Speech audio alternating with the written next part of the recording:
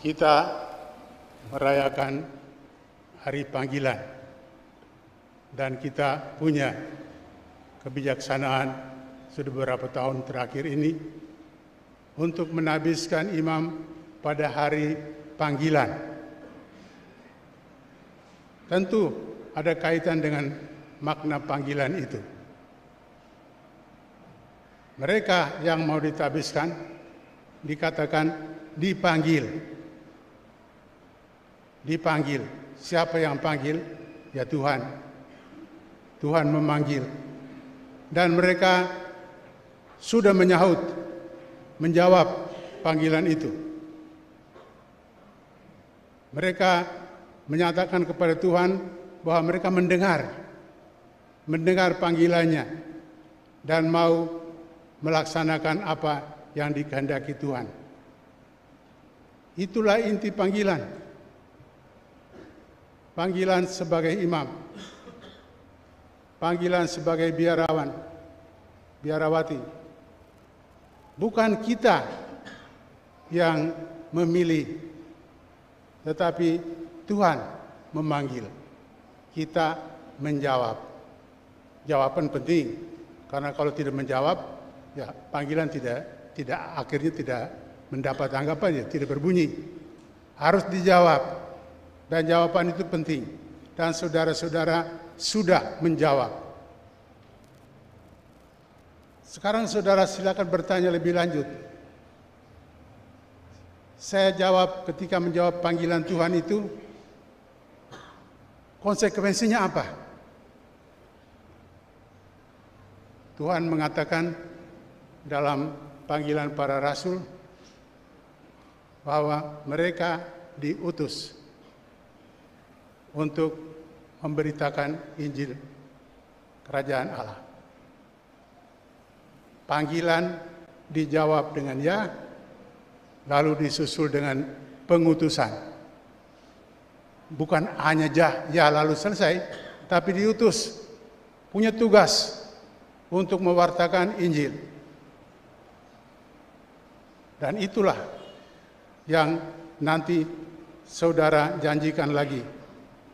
Sebelum ditabiskan, saudara akan menyajikan lagi panggilan itu supaya dilaksanakan, supaya menjadi betul-betul konkret bahwa anugerah Tuhan diterima dengan penuh syukur, tapi juga dengan melibatkan diri penuh untuk apa yang dikehendaki Tuhan bagi umatnya. Saudara-saudara yang terkasih, para diakon yang terkasih, ketika Yesus memanggil rasul-rasulnya, memang mereka diutus untuk satu tugas. Tetapi yang pertama terjadi ialah bahwa mereka harus tinggal dengan Yesus, tinggal bersama Yesus. Dan dalam tinggal bersama itu, mereka membangun suatu relasi persaudaraan, persahabatan yang dalam. Yesus mengatakan kepada rasul-rasul itu, kamulah sahabat-sahabatku. Yesus tidak hanya memberi tugas, tapi dia membangun relasi persahabatan yang dalam. Karena nanti waktu diutus, juga Yesus akan mengatakan apa yang diwartakan. Yang diwartakan ialah persahabatan mereka dengan Tuhan. Tuhan itulah yang diwartakan. Yesus Kristus yang tersalib itulah yang diwartakan. Dan diwartakan sebagai yang sudah menjadi sahabat mereka. Sehingga mereka sekarang tidak ragu-ragu untuk mewartakan Yesus itu dengan segala konsekuensinya. Biarpun mengalami tantangan-tantangan. Persahabatan dengan Yesus amat penting. Kalau tidak, kita mungkin mewartakan Injil, banyak bicara, tapi kalau tidak berdasarkan persahabatan dengan Tuhan itu, kita lebih banyak omong seperti tong kosong. Nyaring bunyinya, tetapi kosong. Karena tidak ada persahabatan, tidak mengenal Yesus Kristus. Yesus dalam Injil tadi memakai istilah yang amat penting untuk hubungan dia dengan domba-domba. Dan domba bukan hanya umat awam, tapi kita pertama adalah domba-dombanya. Para imam ini domba pertama. Karena Yesus itu gembala agungnya. Kita gembala, tapi kita juga domba pertama-tama. Dan Yesus mengatakan tentang hubungannya dengan domba-dombanya dengan memakai satu istilah. Saya mengenal mereka, dan mereka mengenal aku. Saya mengenal suara mereka, dan mereka juga mengenal suaraku. Hubungan yang amat pribadi, mengenal. Mengenal dalam Injil selalu dikaitkan dengan perasaan yang paling dalam, ialah kasih. Saya mengenal domba-dombaku. Artinya Yesus mengasihi domba-domba itu. Karena itu siap mempertaruhkan segala-galanya sampai nyawanya. Dan domba-domba itu, para imam termasuk, adalah dipanggil juga untuk mengenal Yesus Kristus. Dia membangun persahabatan supaya saling mengenal. Mengenal Yesus Kristus supaya nanti diwartakan dengan tepat kepada masyarakat, kepada umat. Pertanyaan lebih lanjut, siapakah? Apakah isi pewartaan kita? Kalau isi pewartaan itu berdasarkan pengenalan kasih akan Yesus Kristus, maka kita harus mewartakan apa Yesus, siapa Yesus Kristus itu, apa pesannya, tugasnya untuk kita, mengapa kita mewartakan dia. Dia harus kita wartakan dalam kedudukannya yang paling lemah. Yesus tersalib, yang mengorbankan dirinya untuk domba-dombanya. Tetapi mengapa dia mengorbankan diri? Mengapa dia sampai berkorban, sampai disalib? Karena para pendengar pewartaan Yesus ternyata punya konsep-konsep yang berbeda, yang tidak bisa diterima, dan mereka menganggap Yesus ini harus dilawan karena beda. Apa yang dia wartakan ini tidak cocok dengan harapan mereka. Contoh tadi, Rasul Paulus dan Barnabas tampil di tengah-tengah orang-orang Yahudi khususnya,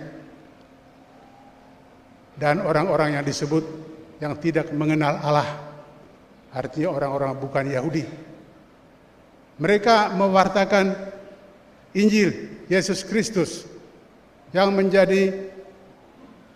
wafat dan bangkit dan menjadi sumber kehidupan kita. Dia ditentang oleh orang-orang Yahudi khususnya. Mengapa? Karena mereka punya konsep agama yang berbeda.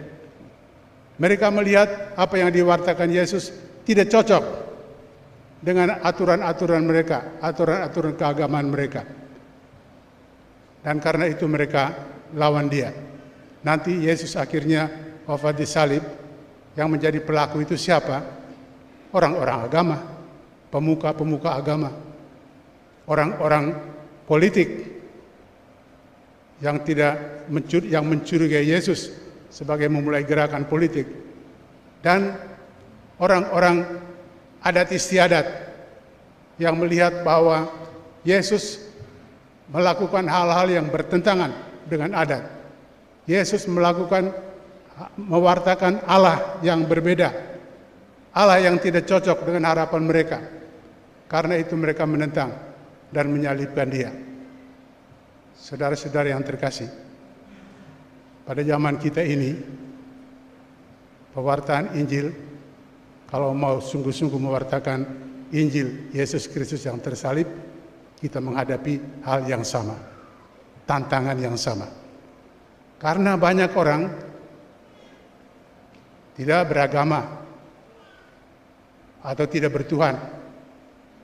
Atau lebih banyak lagi orang yang beragama atau bertuhan, tetapi memakai agama itu bukan sebagai ungkapan persatuan dengan Yesus Kristus yang tersalib, menyembah Yesus Kristus yang tersalib, tetapi agama dimanipulasi, dipolitisasi.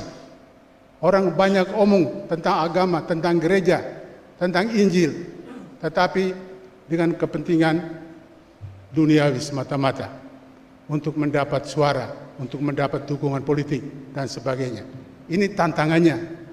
Apakah saudara dalam zaman ini berani, percaya diri, dan yakin bahwa yang saya wartakan ini adalah Yesus Kristus, adalah kebenaran, keadilan, maka kita mau wartakan meskipun dunia, masyarakat seperti tidak terima karena beda, tidak cocok. Kalau kita omong tentang kesejahteraan duniawi, mereka terima. Kalau kita omong tentang kebebasan politik, mereka terima.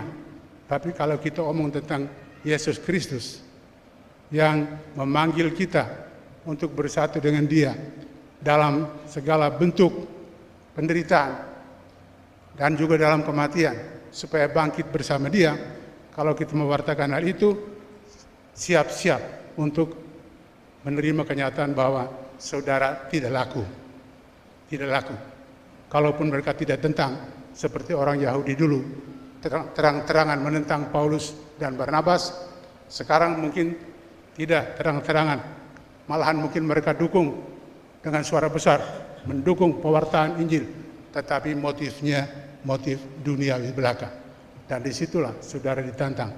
Bagaimana sekarang mewartakan Yesus Kristus itu, Injil kehidupan itu di tengah masyarakat kita yang sekarang ini, supaya mereka secara murni, jujur mengikuti Yesus Kristus dan bukan menyalahgunakan, mempolitisasi Yesus Kristus dan ajarannya untuk kepentingan-kepentingan duniawi dan kepentingan-kepentingan politik.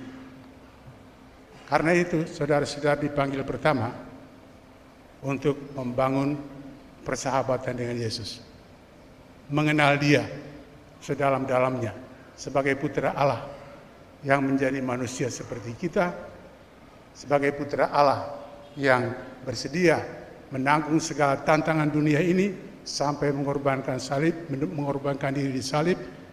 Kenallah Dia di situ. Kalau saudara kenal Dia dengan cara setia dalam doa, setia dalam membaca dan merenungkan kitab suci, setia dalam sakramen-sakramen, kalau itu saudara buat, saudara sudah mewartakan pesan Tuhan. Tidak perlu menjadi pengkhotbah politik pun, saudara sudah setia melaksanakan pesan Tuhan. Dan itulah yang dimaksudkan Tuhan, supaya kita membawa warta gembira tentang Yesus Kristus itu, meskipun pendengar kita mungkin menentang atau mungkin tidak menentang, tetapi tidak mau dengar, tidak terima karena berbeda dengan kepentingan-kepentingan duniawi ini. Biarpun begitu, saudara tetap dipanggil untuk membangun, berani mewartakan Kristus, dan untuk itu harus setia membangun persahabatan dengan Tuhan Yesus. Harus setia melaksanakan tugas-tugas rohani. Saudara diwajibkan untuk berdoa ibadat harian dan ekaristi, dan kalau saudara menjalankan itu dengan setia, dengan baik, melalui itulah saudara makin lama makin mengenal Yesus Kristus, makin menyadari Dia, menerima kekuatan dari Dia, dan mewartakan Dia dalam masyarakat, dalam situasi, entah situasi baik atau situasi yang menentang, situasi yang buruk, saudara akan tetap mewartakan Yesus Kristus itu. Dan pokok yang diwartakan oleh Paulus dan Barnabas bukan Yesus Kristus begitu saja, tapi Yesus Kristus yang tersalib, yang diwartakan. Karena melalui salib itulah ada kehidupan, dan karena itu diwartakan kepada semua orang, supaya kita juga menerima, mengimani Yesus Kristus yang tersalib, berani menempuh jalan salib supaya juga akhirnya ada kehidupan yang sejati untuk masyarakat ini, kehidupan yang sejati yang berbeda dengan kesejahteraan duniawi, berbeda dengan hal-hal dari dunia ini, tapi semua akan dipenuhi kalau kehidupan yang sejati ini kita peroleh dari Kristus. Maka Tuhan mengatakan hal-hal lain akan ditambahkan kepada kita. Hal-hal yang perlu untuk kehidupan kita di dunia ini memang akan ditambahkan Tuhan, asal kita mementingkan Tuhan di atas segala-galanya. Saudara-saudara yang terkasih, para diakon yang terkasih, pesan ini disampaikan pada hari panggilan. Marilah saudara terus-menerus bertanya kepada diri sendiri tiap saat, saya dipanggil untuk apa? Identitas saya, jati diri saya sebagai imam itu apa? Dan apakah saya sungguh mewujudkannya, mempraktekannya dalam hidup atau belum? Pasti bertahap. Tidak semuanya sekaligus jadi, tetapi kesetiaan mengikuti panggilan Tuhan itulah yang amat penting. Setia, sehingga lama-kelamaan kita makin penuh, makin sempurna menjadi sahabat Yesus Kristus, mengenal Dia dan mewartakan Dia, membawa Dia kepada orang-orang lain. Amin.